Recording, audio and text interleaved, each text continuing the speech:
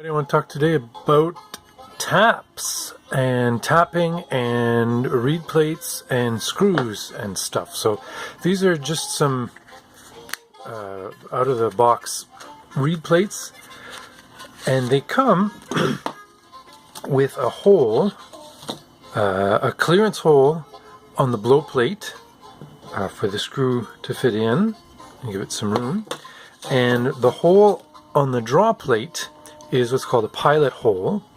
That doesn't have a thread. It doesn't have a screw. If they wanted to cut a thread, if they wanted to tap them in the factory, they would have to use a process that's called rigid tapping. So basically, you have to have a piece of machinery that can coordinate the rotation, the speed of rotation, with the speed that this goes down and out. So in short, if they wanted to tap these at the factory for these M1.6 screws, it would be a very expensive process. So what they do instead is they cut a pilot hole that's a little bit bigger than you would need if you had a tap. A tap cuts away material, so you'd have a smaller hole and you'd cut away all the extra material and leave this nice spiral thread for the screw to fit in.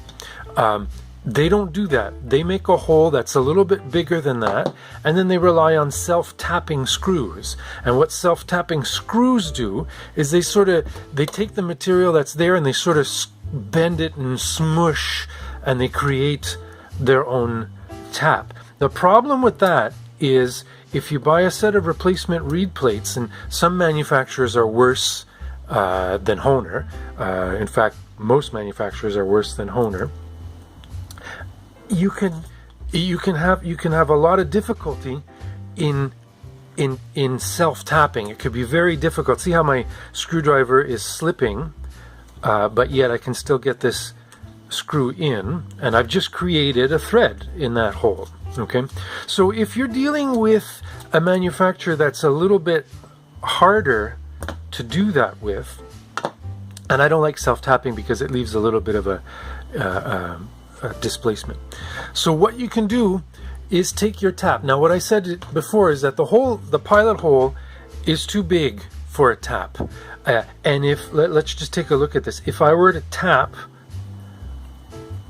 see how I'm cutting? You see that material that just came off here on my finger? I've just cut that material away. Okay, so we'll remember that's on the low side. Take a look at what happens to that hole. I'll take just a regular old screw, put it in, and it goes in, but it's a little bit loosey-goosey. When you tighten it, it's tight, but this is brass.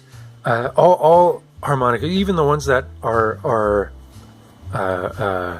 silver colored, they're still brass. They're very weak, and you can overdo it. I'm having trouble here, but you can easily strip that thread. You can easily just destroy your thread because there's not a lot of material there. The hole was too big. So what's a way to make it easier? Well, take your tap. This is the unused hole, and we're just going to go about a third of the way in. I'm starting to feel it bite. See here, it's in tight, but it's not. I haven't cut through and through. So I've just started making the thread. And then you can go ahead and self-tap the rest of the way through. See, it starts off. I'm getting a little bit of resistance here, but less than when I did it all self-tapping. And the thread that's there is going to be a lot more solid because you haven't cut away a lot of the material. Okay, so I like to identify my taps. I put them in a pin vise, and I just sort of engrave in the size, because you can't tell what size. I can't tell the difference between M1.4 and M1.6 just by looking at it. I also have M2 taps that I use regularly. And use a little bit of mineral oil. I went off camera here, but I just dipped it in a little bit of mineral oil. That'll maintain your tap, and it'll keep it working forever. The only thing that could wreck it is if you dropped it on the floor.